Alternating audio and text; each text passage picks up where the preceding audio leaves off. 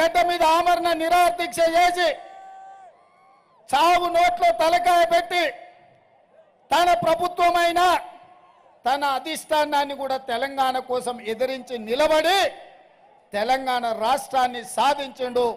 ఆయల్ల ఎంకన్నా చెప్పిండు, మళ్ళీ తెలంగాణ రాష్ట్రంలోనే ఏదైనా పదవి తీసుకుంటా, ఉమ్మడి రాష్ట్రంలో సమైక్య పాలనలో నాకు మంత్రి పదవి వద్దు అని ఆనాడు కొండా లక్ష్మణ్ బాబూజీ ఎట్లా త్యాగం చేసిండో ఈనాడు కోమటిరెడ్డి వెంకటరెడ్డి మంత్రి పదవికి రాజీనామా చేసి మీ నల్లగొండ పౌరుషాన్ని, మీ పోరాట పటిమను కోమటిరెడ్డి వెంకటరెడ్డి గారు ఇవాళ నిరూపించను. వాడెవడో సన్నాసి, భూమికి మూరడు లేడు, ఎంకన్నా మస్క కొడుతుండు మంత్రి పదవి కోసం, రాజగోపాల్ మస్క కొడుతుండు అంటారు. ఆ సన్నాసికి ఒక్క మాట చెప్పదలుచుకున్నా నేను. దొరగారి గడిలో సారాలో సోడా పోసి కాదు వాళ్ళు వచ్చింది. కోమటిరెడ్డి బ్రదర్స్ రక్తాన్ని చెమటగా మార్చి భుజాలు కాయలు కాసేలా 3 రంగుల జెండాను మోసి నాయకులుగా ఎదిగినరు.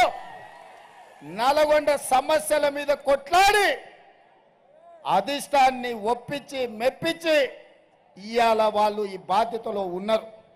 వాస్తవంగా నాతో పాటు ఎవరైనా ముఖ్యమంత్రి పదవికి అర్హత ఉందంటే అది కోమటిరెడ్డి వెంకటరెడ్డి గారికి అని చెప్పి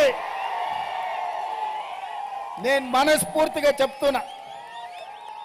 ప్రత్యేకమైన సందర్భంలో పార్టీ నిర్ణయంతో నాకు ముఖ్యమంత్రి పదవి ఇచ్చిండ్రు.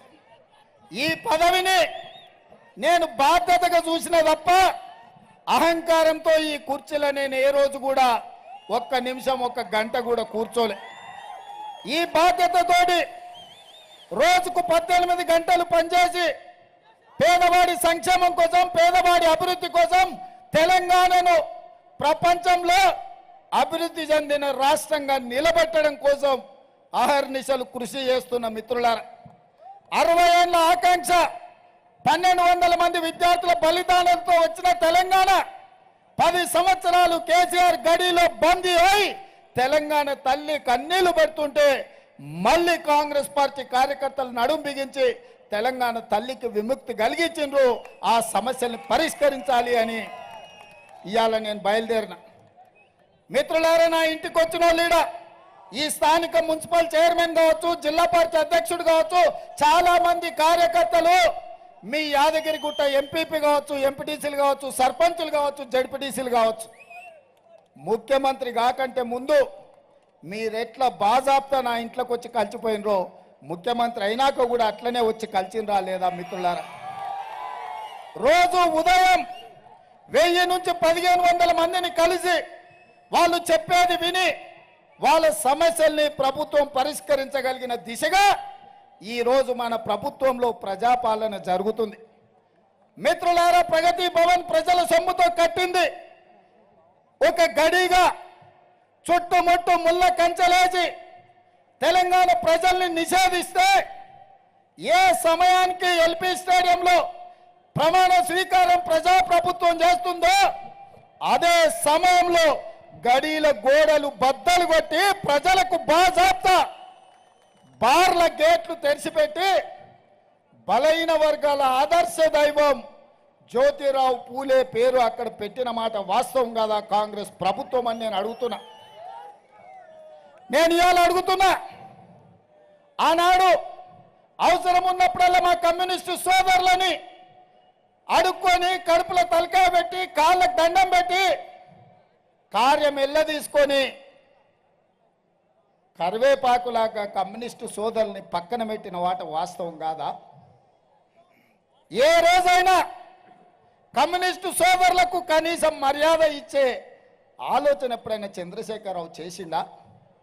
ఇవాళ మనం సిపిఎం కావచ్చు, సిపిఐ కావచ్చు, కోదండరామ్ గారు కావచ్చు, పార్టీ తరఫున ఢిల్లీ నాయకులు ఇక్కడ ఉప ముఖ్యమంత్రి గారు వాళ్ళ కార్యాలయానికి వెళ్ళి ఇండియా కూటమి ఈరోజు కలిసి ఉండాలి, నరేంద్ర మోడీ ప్రభుత్వం నడుము విరగొట్టాలి అని చెప్పి గౌరవప్రదంగా వాళ్ళతోని సంప్రదించి ఇవాళ వాళ్ళ మద్దతు కూడగొట్టిన మాట వాస్తవం కాదా?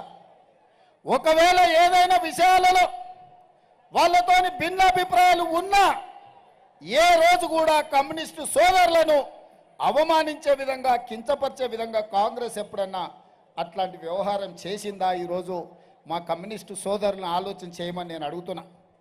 ఇవాళ ప్రత్యేకమైన సందర్భం దేశంలో దాపురించింది.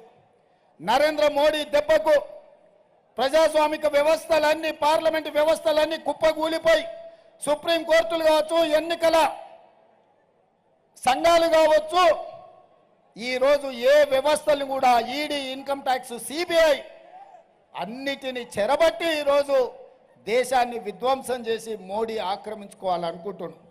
అందుకే డాక్టర్ బాబాసాహెబ్ అంబేద్కర్ రచించిన రాజ్యాంగాన్ని కాపాడాలి అంటే ఈరోజు ఇండియా కూటమి ఈ దేశంలో గెలవాలి, రాహుల్ గాంధీ గారు ఈ దేశానికి ప్రధానమంత్రి కావాలి అన్న ఆలోచనతోటి ఇవాళ మేమందరం కలిసికట్టుగా మేము ముందరికి వచ్చినాం. నా విజ్ఞప్తి ఒక్కటే మా కమ్యూనిస్టు సోదరులకు, ఏమైనా విషయాలు ఉన్నా మనందరం కలిసి కొట్లాడదాం. ఈరోజు మనందరం కలిసి బీఆర్ఎస్ను, బీజేపీని బొందబెట్టాలి. బీఆర్ఎస్కు ఒక్క సీట్ ఏమన్నా వచ్చినా ఢిల్లీకి పోయి మోడీకే తాకట్టు పెడతాడు. గత 10 సంవత్సరాలలో ఏ అవకాశం వచ్చినా, ఏ బిల్లు పెట్టినా బీఆర్ఎస్ బీజేపీలకే మద్దతు పలికింది. నోట్ల రద్దు కావచ్చు, జీఎస్టీ బిల్లు కావచ్చు, ట్రిపుల్ తలాక్ కావచ్చు, 370 ఆర్టికల్ కావచ్చు, రైతు వ్యతిరేక నల్ల చట్టాలు కావచ్చు, ఏ సందర్భం వచ్చినా మోడీకే ఈ కేడీ మద్దతు పలికిండు తప్ప ఏ రోజు కూడా మోడీతో కొట్లాడే ప్రయత్నం చేయలే. మరి ఇవాళ అంటున్నాడు కాంగ్రెస్ను ఓడించాలి అని. నేను అడుగుతున్న కేసీఆర్, కాంగ్రెస్ను ఎందుకు ఓడించాలి మిత్రులారా? ఎందుకు ఓడించాలి కాంగ్రెస్ను?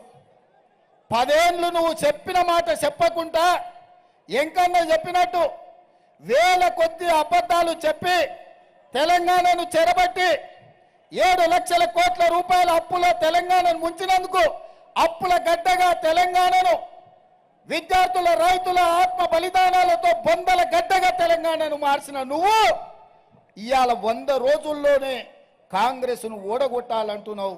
ఇది నీకు ధర్మమా కేసీఆర్ అని నేను అడుగుతున్నా. ఎందుకు ఓడగొట్టాలి కాంగ్రెస్?